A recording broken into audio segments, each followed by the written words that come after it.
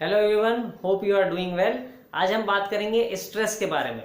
Although stress एक बहुत ही commonly discuss term है, काफ़ी इसके बारे में इंफॉर्मेशन सब जगह अवेलेबल है और हम काफ़ी इसके बारे में पढ़ते रहते हैं, बात करते रहते हैं। इनफैक्ट हम सभी स्ट्रेस को एक्सपीरियंस भी करते हैं और स्ट्रेस फ्री रहने की कोशिश भी करते हैं।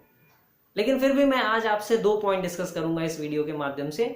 पॉइंट 1 कि क्या स्ट्रेस वाकई में बहुत खराब चीज़ है, और पॉइंट नंबर 2 क्या स्ट्रेस फ्री रहना पॉसिबल है। तो पॉइंट 1 पे पहले शुरुआत करते हैं। क्या स्ट्रेस वाकई में खराब चीज है? तो इसका आंसर है नो, स्ट्रेस हमेशा खराब नहीं होता। जी हाँ दोस्तों, there are 2 types of stress. Stress के 2 प्रकार होते हैं। एक है यू स्ट्रेस, जिसको हम पॉजिटिव स्ट्रेस बोल सकते हैं, और दूसरा है डी स्ट्रेस, जिसको हम नेगेटिव स्ट्रेस बोल सकते हैं।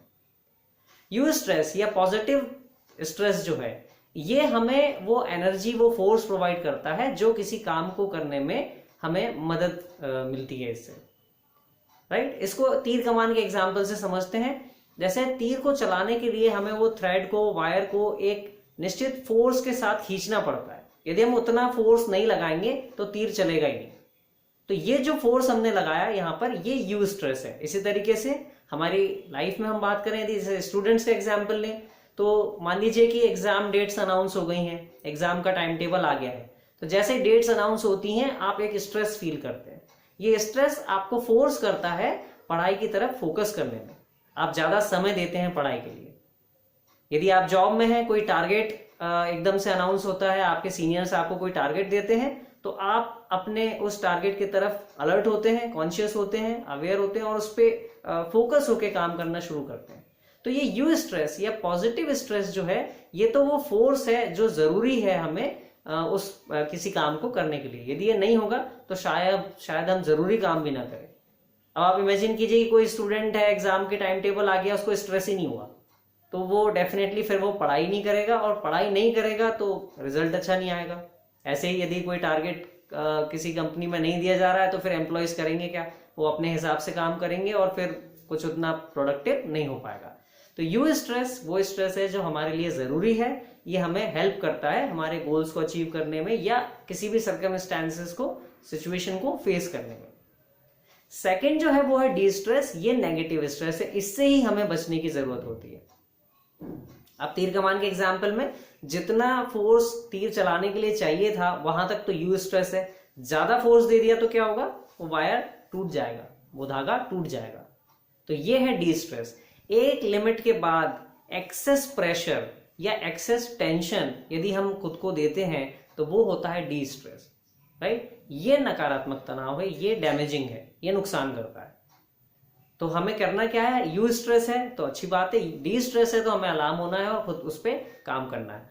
अब ये डी स्ट्रेस और यू स्ट्रेस को हम आइडेंटिफाई कैसे करेंगे? कैसे मालूम होगा कि हम किस स्ट्रेस की जोन में हैं, पॉजिटिव साइड में कि नेगेटिव साइड में?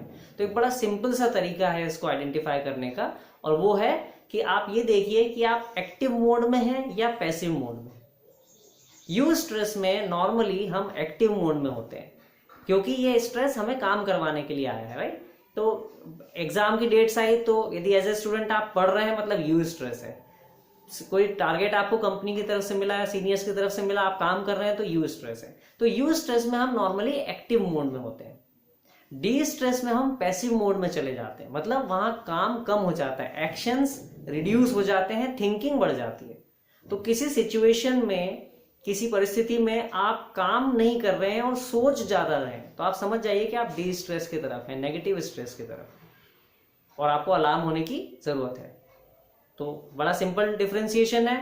एक्टिव मोड काम कर रहे हैं, यू स्ट्रेस। पैसिव मोड सिर्फ सोच रहे हैं, काम कम कर रहे हैं, ध्यान नहीं दे रहे हैं उस तरफ, मतलब आप डी स्ट्रेस में हैं। तो इस तरीके से आप आइडेंटिफाई कीजिए कि आप किस जोन में हैं और अकॉर्डिंगली आप उसको एक्ट कीजिए। यू स्ट्रेस में है तो वंडरफुल, ये होना चाहिए, ये जरूरी है, ये अच्छा है। डी स्ट्रेस को मैनेज करना है। पॉइंट नंबर 2, क्या स्ट्रेस फ्री रहा जा सकता है? ऑनेस्टली स्पीकिंग, आज के समय में इतने सारे फैक्टर्स हैं। पहले मैं आपको बताऊं कि स्ट्रेस दो तरीके से स्ट्रेस डेवलप होता है। एक एक्सटर्नल फैक्टर्स के कारण, बाहरी चीजों के कारण, बाहरी परिस्थितियों के कारण।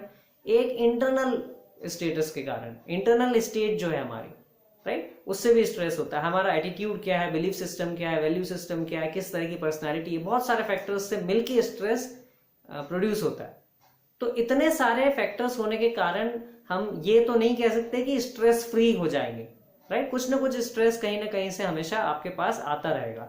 तो बेटर ये है कि हम स्ट्रेस को मैनेज करें।